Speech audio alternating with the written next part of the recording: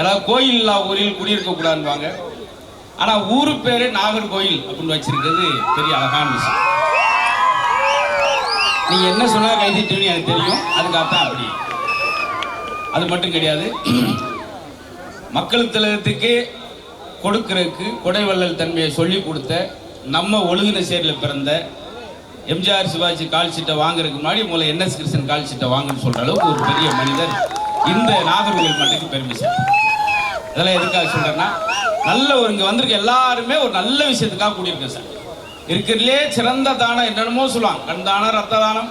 ஆனா இன்னைக்கு காலகட்டத்துக்கு கல்வி தானம் தான். அது முறையாக சரியாக செய்து வரக்கூடிய PT செல்வகுமார் சாருக்கும் அவங்க குழுவினருக்கும் ஒரு பெரிய நன்றி சொல்லிக்கிறேன். பெரிய பெரிய லெஜெண்டரி உட்காந்துருக்காங்க. அவங்க முன்னுக்கு பேசுறதே பெரிய லெஜெண்ட்.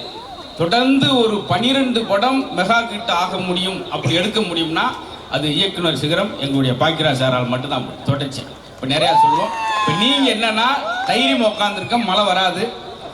ஏன் சொல்கிறேன்னா, வரும்போதே 4 எலுமிச்சம்பழம் 7 நாட்டுக்கோழி முட்டையை அங்கே வச்சு செய்வனை வச்சுட்டு வந்திருக்கிறேன். அதனால் அந்த தைரியத்தோடு இருங்க. இன்னொன்று ஒரு வேண்டுகோள், நல்ல கூட்டம் இருக்கீங்க, யாராவது எந்திரிச்சு போகணும்னு ஆசைப்படுறவங்க ஒரு ஆளாக போங்க, தப்பு கிடையாது. கும்பல் சேர்க்கக்கூடாது. 20 பேரை ஒரு ரூபா எந்திரிச்சு எங்களை பயமுறுத்திடக்கூடாது. நிரம்ப இசைக்கலைஞர்கள், பெரிய பெரிய நட்சத்திரங்கள், அவங்களாம் ஒவ்வொரு ஆளுக்கும் ஒரு தனி சுயம்பு, ஒரு வரலாறு உண்டு. அதெல்லாம் சொல்ல ரொம்ப நேரம் ஆகும். எனக்கு சில அவமானங்களை சொன்னாலே உங்களுக்கு சிரிப்பார்.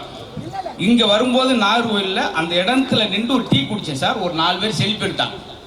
வண்டி ஏறும்போது குறுக்க வந்து ஒரு 2 பேர் செல்ஃபி எடுத்துட்டு ஒத்த வார்த்தை கேட்டான் சார். படபடன்னு வேர்த்துருச்சு. நீங்கள் யாருன்னே அப்படின்னா, உடனே பக்கத்துக்கு மெடிக்கல் தான் பால்டாயில் வாங்கலாம்னு முடிவு பண்ணேன். இருந்தாலும் நம்ம நிகழ்ச்சி இருக்க முடிச்சுட்டு போயிருன்ற கருத்தை வந்து பார்த்தீங்களா, அதெல்லாம் இருக்கும் பின்னாடி ஒன்று ஒன்றா. ஆனால் இங்கே தான் சரியான மரியாதை, சரியான வரவேற்பு. அத்தனை பேர் அப்படியே உட்கார்ந்துருக்கு. எல்லா இடத்துலையும் பார்க்க முடியாது. 2500 பேர் கல்யாணம், ஒரு கல்யாணம் 2500 காலையும் தொட்டு கும்பிட்டுக்கிட்டே போறாரு.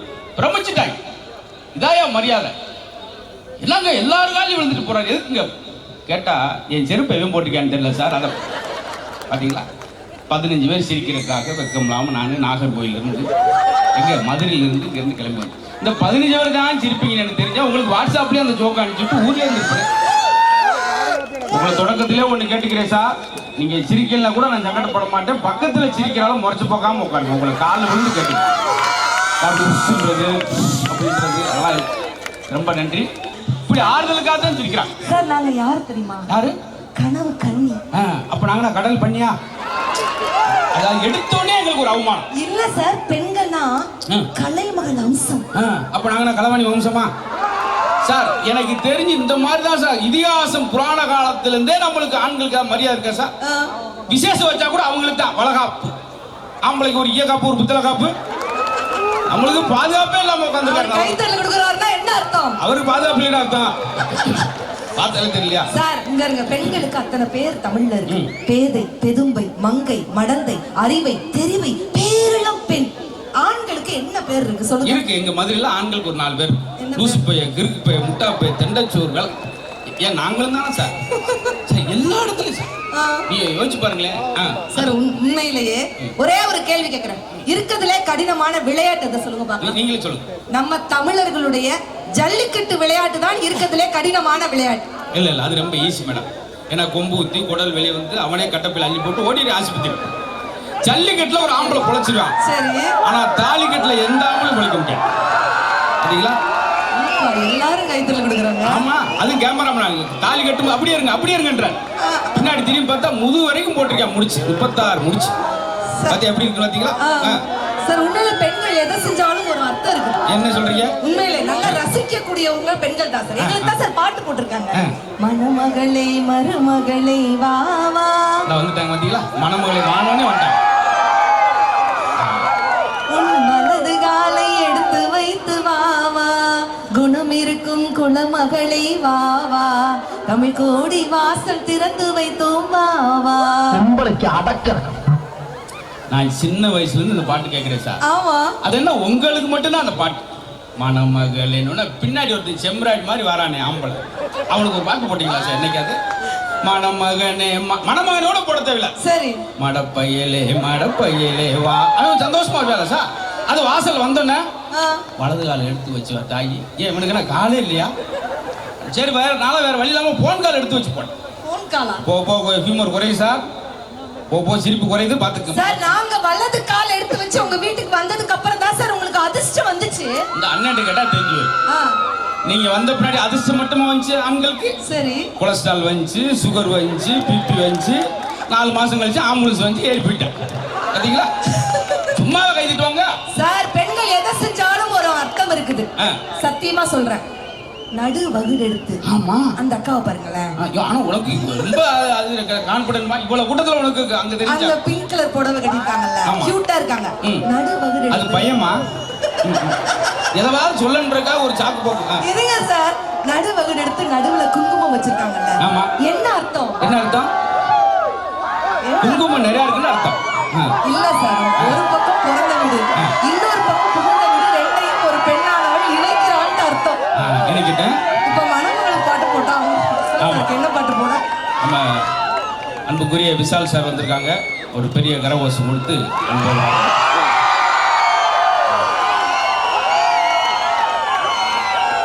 பாத்தீங்களா? மேலே ஆரவாரமா இருக்கு சார். நல்லா ரசிக்கிறாங்க சார். நான் இந்த இடத்துல டக்குன்னு கேட்டிருந்தேன் சார். அழகுனா யார் அழகு? பெண்கள் அழகா, ஆண்கள் அழகா? இத மட்டும் சொல்லிட்டு முடிச்சிரும்.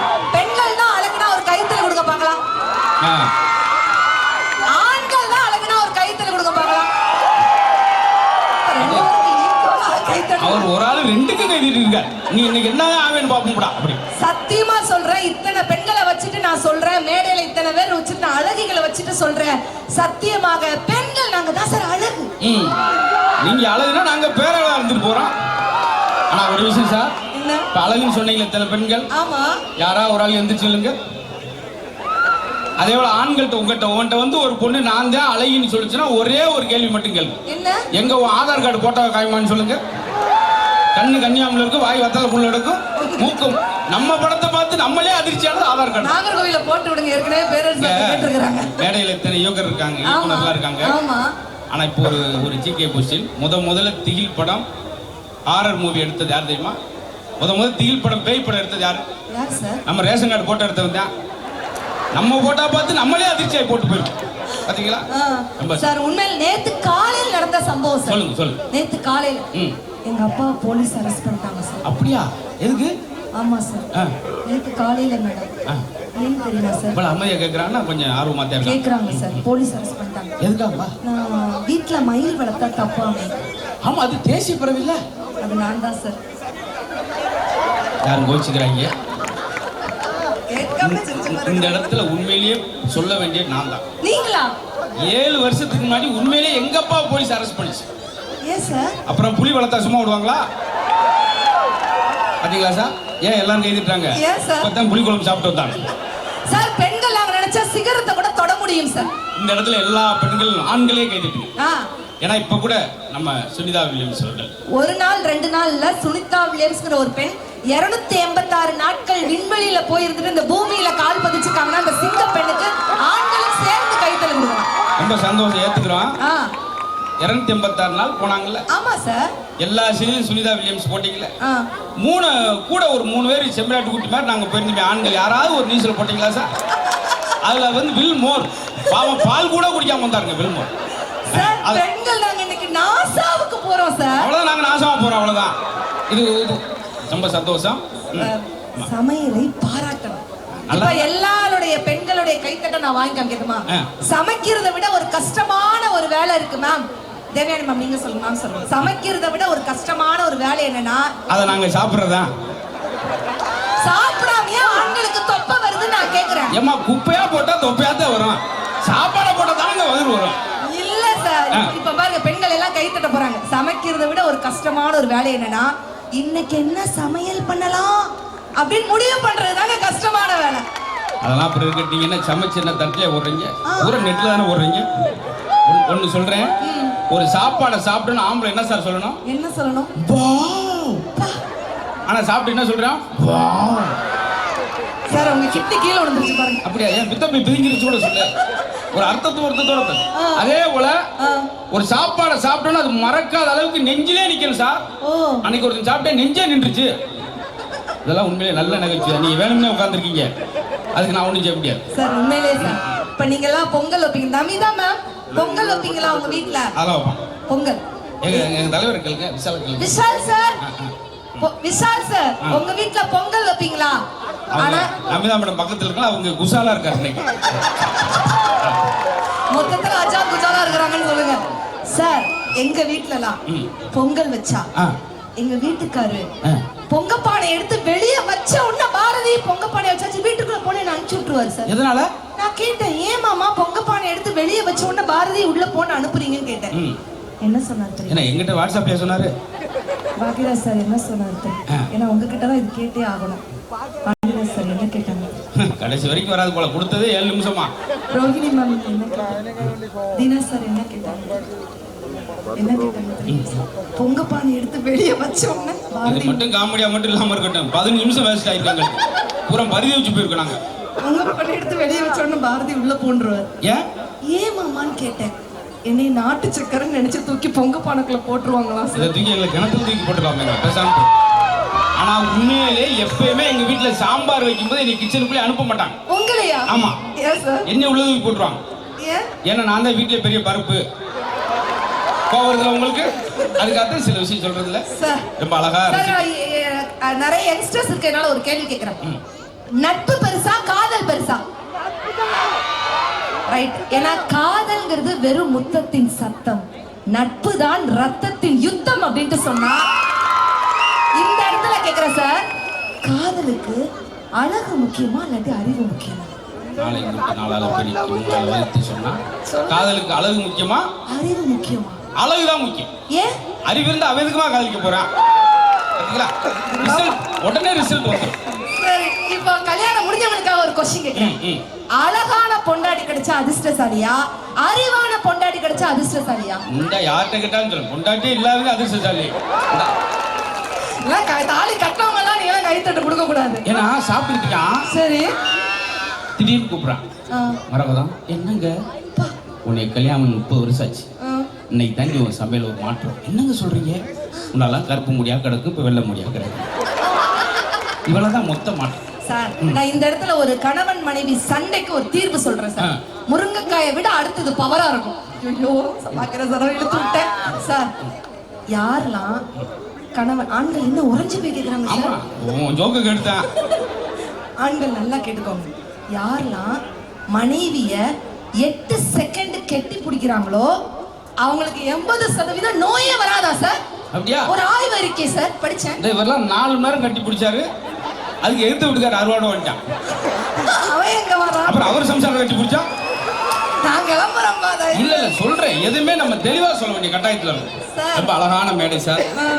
முழுக்க முழுக்க நான் ஏற்கனவே சொன்னேன், நீங்க கொடுத்திருக்க ஒவ்வொரு ரூபாயும் அது ஒரு நல்ல காரியத்திற்காக நாகர்கோயிலை கல்வி வளத்தில் சிறந்த நகரமாக ஆக்குவதற்காகத்தான் இருந்தது. ஏன்னா காற்றுக்கு வாசிக்க தெரியாது, காற்றுக்கு வாசிக்க தெரியாது, இருந்தாலும் புத்தகத்தை திருப்புகிறது. இதெல்லாம் கவிதை தெரிஞ்சவங்க கைதிட்டு இருப்பாங்க. பரவாயில்ல, நானே எனக்கு கைதிட்டு நானே சிரிச்சிட்டேன். உங்கள்ட்ட நான் அன்பு வேண்டுகோள் வைக்கிறேன். என்னன்னா, எந்த சூழ்நிலையும் எந்திரிச்சு போகாம நிறைவேறிக்க இருக்கணும். நீங்க கைதட்டாட்டியும் பரவாயில்ல, சிரிக்காட்டியும் ஆளா உட்காந்தாலே குபீர் குபீர்னு எந்திரிச்சு எங்களை பயமுறுத்திடக்கூடாது. ஏன்னா இன்னும் இசைக்கலைஞர் இருக்காங்க, பெரிய பெரிய ஜாம்பவான். நான் எல்லாரை பத்தியும் சொல்லலாம், அவ்வளவு விஷயம் சொல்லலாம், அவ்வளவு விஷயம், பெரிய அறிவு கடல்கள். அதே போல நம்முடைய விஷால் சார் வந்திருக்காங்க. எல்லாருமே இந்த விழாவை முழுசா ரசிச்சு சந்தோஷமா மகிழ்ச்சி அளிக்க போன்ற எங்களுடைய நோக்கம். எங்களை அழைத்து வந்தமைக்காக பெரிய ஒரு நன்றியை நம்ம விழா குழுவுக்கு தெரிவித்து அன்போடு விடைபெறுகிறோம். நன்றி, நன்றி, வணக்கம். பார்த்தீங்களா, நாங்க பேச ஆரம்பிச்ச கைத்தட்டை விட முடிச்ச பின்னாடி ரொம்ப சந்தோஷமா இருக்கு. இப்படி தெரிஞ்சா நான் 10 நிமிஷம் முன்னாடியே முடிச்சுட்டு போயிருப்பேன். நன்றி, நன்றி அன்னபாரதி உங்களுக்கும், மதுரமுத்து உங்களுக்கும் ரொம்ப ரொம்ப நன்றி. சிறப்பு சிறப்பு சிறப்பு.